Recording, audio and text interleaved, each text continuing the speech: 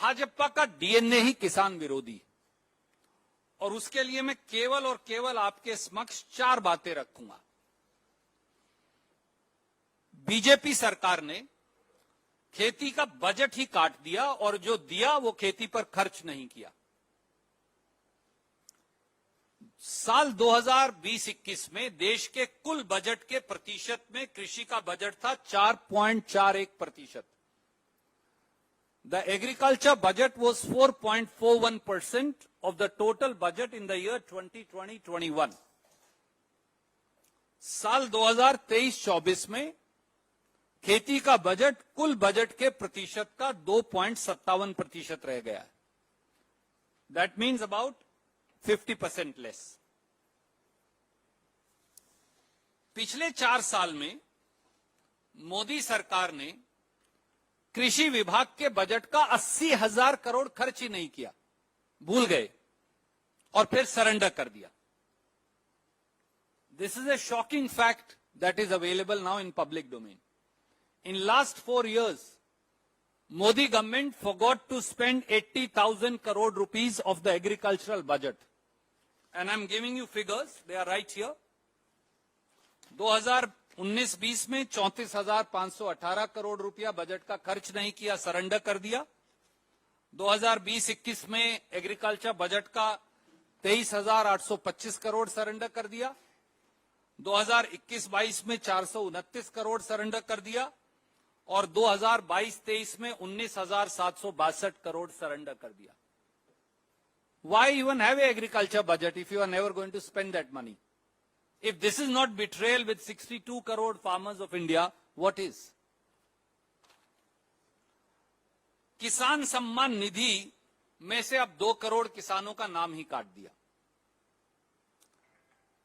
पिछले 9 सालों में 25,000 रुपया प्रति हेक्टेयर, हमने बार बार वो आपको डेटा दिया है, 25,000 रुपया प्रति हेक्टेयर किसान की फसल की कीमत, उत्पाद की लागत बढ़ा दी।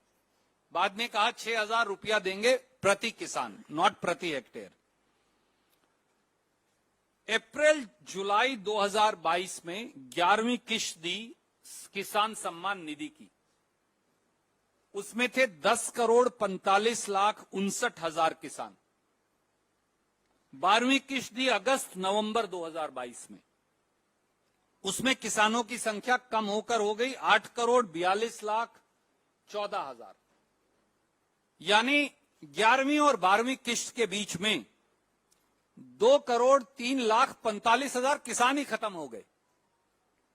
This must be the only unique country in the world where in a period of 6 months, 2,03,00,000 people have stopped doing agriculture as per Modi government. They have ceased to be farmers. This must be one of the most unique examples. तो सारे किसान अब कहां चले गए, इस बात का जवाब कोई नहीं देता। थर्ड, 3 साल पहले बहुत जोर शोर से 1 लाख करोड़ का एग्रीकल्चर इंफ्रास्ट्रक्चर फंड बनाया गया। बोला इससे पूरे हिंदुस्तान के किसान की जिंदगी बदल जाएगी। 3 साल के बाद अब डेटा उपलब्ध है। 3 साल में उस एग्रीकल्चर इंफ्रास्ट्रक्चर फंड में केवल 12,000 करोड़ रुपया दिया गया 1 लाख करोड़ में से। That means instead of giving may be 3 lakh crore, 1 lakh crore per year और total of 1 lakh crore in 3 years, they are only giving 4,000 crore rupees of loan out of agriculture infrastructure fund. 4,000 crore सालाना में 62 करोड़ किसानों की जिंदगी कैसे सुधर सकती है, क्या कोई बता सकता है? And the fourth aspect, PM Asha योजना किसान निराशा योजना बन गई। बहुत जोर शोर से प्रधानमंत्री जी ने डींगे हाँकते हुए ये कहा कि दलहन की फसलें, तिलहन की फसलें, खोपरा की फसलें, इन सब पर हम भावांतर योजना चलाएंगे, यानी भाव में अगर अंतर होगा तो क्षतिपूर्ति किसान की किया करेंगे। और उसका बड़ा खूबसूरत नाम दिया, ब्रांडिंग के लिए तो वो मशहूर हैं, पीएम आशा योजना। उस पीएम आशा योजना की बहुत पब्लिसिटी हुई, वाहवाही लूटी गई, टेलीविजन पर अखबार में इश्तहार चले। अब 3 साल बाद उसकी सच्चाई क्या है? 4 साल बाद 2021-22 में केवल 500 करोड़ दिए, 500 करोड़ से 400 करोड़ कर दिए, फाइनली 1 करोड़ दिया और वो 1 करोड़ भी खर्च नहीं किया। और साल 2023-24 में करोड़ के लिए पीएम आशा योजना में 1 लाख रुपए का बजट है। 62 करोड़ को मैं 1 लाख से विभाजन करूं तो अब 1 पैसे का वो कितना फ्रैक्शन आएगा वो मुझे कैलकुलेट करना नहीं आता। तो 62 करोड़ किसानों को 1 लाख रुपए का बजट है पीएम आशा योजना का।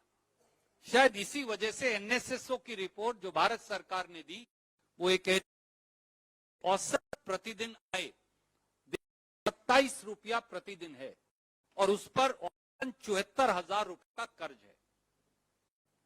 देश के समय आ गया है कि देश के प्रधानमंत्री 62 करोड़ अन्नदाताओं को सामने आकर जवाब दें।